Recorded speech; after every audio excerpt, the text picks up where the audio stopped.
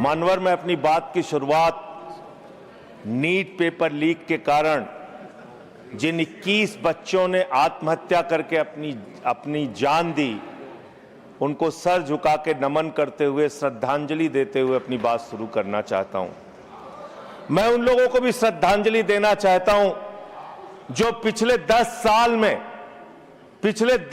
में 1,23,000 छात्रों ने सुसाइड किया, आत्महत्या किया और 2,000 छात्र हर साल सिर्फ पेपर लीक के कारण आत्महत्या की जिन्होंने मान्यवर, मैं ये बिल पढ़ रहा था और आपने नीट के पेपर लीक के कारण जब 22 लाख बच्चे प्रभावित हुए तो आपने कहा री एग्जाम कराएंगे।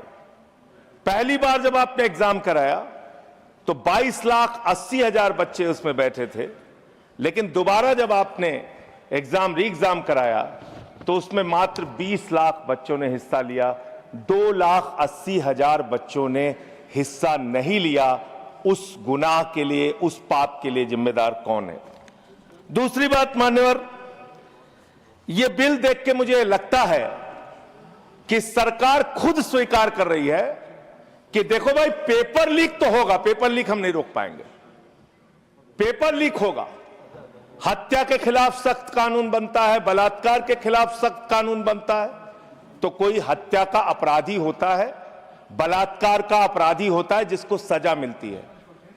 पेपर कराने की जिम्मेदारी तो सरकार की है मान्यवर, पेपर कराने की जिम्मेदारी तो सरकार की है। आपको अपने ऊपर कॉन्फिडेंस ही नहीं है कि आप ऐसा पेपर कराएंगे जिसमें पेपर लीक ना हो, यह आपको कॉन्फिडेंस नहीं, इसलिए आप ये कानून लेके आए। कानून में लिखा क्या है? इस कानून में आप लिख रहे हैं 2 महीने में इन्वेस्टिगेशन पूरी हो जाएगी, 3 महीने में ट्रायल खत्म हो जाएगा, 2 महीने में इन्वेस्टिगेशन पूरी हो जाएगी, 3 महीने में ट्रायल खत्म हो जाएगा। कितने कोर्ट हैं आपके पास? पूरे देश में कितने जजेस हैं आपके पास? फास्ट ट्रैक कोर्ट की असलियत मान्यवर पता है आपको?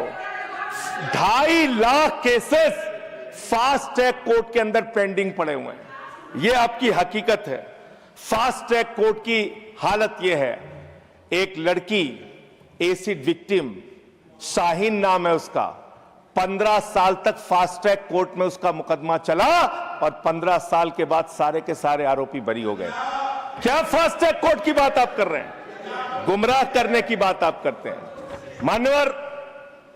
इनके राज में 1 लाख सरकारी स्कूल हिंदुस्तान में बंद हुए, 1,20,000 सरकारी स्कूल ऐसे हैं जिसमें एक टीचर है, 98,000 सरकारी स्कूल ऐसे हैं जिसमें बच्चियों के लिए टॉयलेट का इंतजाम नहीं है, 1,19,000 सरकारी स्कूल ऐसे हैं जिसमें बिजली का इंतजाम नहीं है मान्यवर। यह सरकार शिक्षा के ऊपर मात्र 2% पैसा खर्च करती है, मिड डे मील में नमक रोटी खाने को देती है। इसलिए क्योंकि मोदी जी का नारा है अनपढ़ रहेगा इंडिया तभी तो अंधभक्त बनेगा इंडिया, अनपढ़ रहेगा इंडिया तभी तो अंधभक्त बनेगा इंडिया। मान्यवर, इस सरकार ने कोयला चुराया, गैस चुराया, बिजली चुराई, पानी चुराई, शिक्षा चुराया, स्कूल चुराया, अस्पताल चुराया, पेपर चुराया। हम लोगों ने सोचा अब क्या चुराएंगे? बोले हम चंदा भी चुराएंगे, राम का चंदा भी चुराएंगे। पेपर चोरी से लेके चंदा चोरी तक सारे चोरी के गुनाह में तुम लोग शामिल हो। मान्यवर,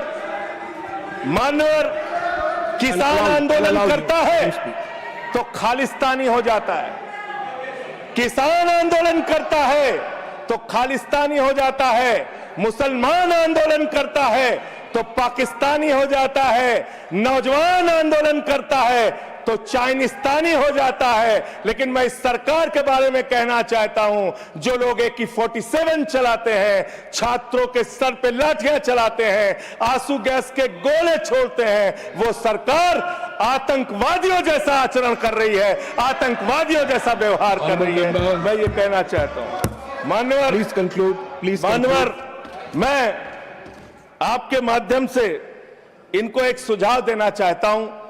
इनकी एक सांसद ने वहां पर गई हुई नौजवान, खत्म कर रहा हूं सर, सबके ऊपर आपने 1-2 मिनट मुझे भी दे दीजिए, टाइम खत्म हो रहा है, बोलिए सर, अभी तो 3 मिनट बाकी है सर, बोलिए सर। छात्र जो गए वहां आंदोलन करने, उनको बर्बरता पूर्वक मारा गया, लाठियों से पीटा गया सर, उनके सर फोड़ दिए गए, उनके ऊपर आंसू गैस के गोले छोड़े गए, वो चीखते रहे, चिल्लाते रहे, 500 छात्रों को घायल किया। और बिहार के अंदर इन लोगों ने AK-47 चलाया सर। वो आतंकवादी हैं हमारे छात्र, वो हमारे घरों के बच्चे आतंकवादी हैं सर, जिनके ऊपर आपने गोलियां चलाई। और तो और इनकी एक सांसद है मान्यवर, उन्होंने किसान आंदोलन में किसानों को गालियां दी, नौजवानों के आंदोलन में नौजवानों के लिए इतनी भद्दी टिप्पणी की मान्यवर, इस सदन के अंदर मैं कह नहीं सकता मान्यवर। हमारी बच्चियों को यह कहा गया, उनके चरित्र के ऊपर सवाल उठाया गया। मैं निवेदन करना चाहता हूं JP नड्डा जी से, समझाइए अपने उस सांसद को, अभी तो उसको एक थप्पड़ पड़ा, सिर्फ 5 उंगली के निशान पड़े थे। ऐसी बात करोगे, गटर जेनजी को गटर कहोगे, जेनजी को गटर करोगे, तो तुम्हारी सरकार को इस देश का नौजवान, इस देश का जेनजी पकड़ के गटर में डालने का काम करेगा। इसलिए तुम्हारी सरकार को मान्यवर, इसलिए मैं आपसे निवेदन करना चाहता हूं, नौजवानों को गटर जेनजी मत बोलो, तुम्हारी सरकार को उठा के वो गटर में डालने का काम करेंगे मान्यवर। इसमें ऐसे प्रावधान आप लेके आए हैं माननीय संजय जी, मैं बस खत्म कर रहा हूं। अकेले स्पीकर हैं आप? हाँ, अकेले हैं। अकेले सर, मैं ये सोच रहा था कि ये सरकार ऐसा कानून लेके आए, अकेले रहेंगे तब भी तुम्हारे खिलाफ लड़ेंगे, याद रखना। माननीय संजय जी, अकेले रहेंगे तब भी तुम्हारे खिलाफ लड़ेंगे जी। ये दादागिरी कहीं और दिखाना, बैठ जाओ, चंदा चोरी करते हो तुम लोग। माननीय तरुण जी, माननीय Sanjay ji, address the chair को एड्रेस द चेयर।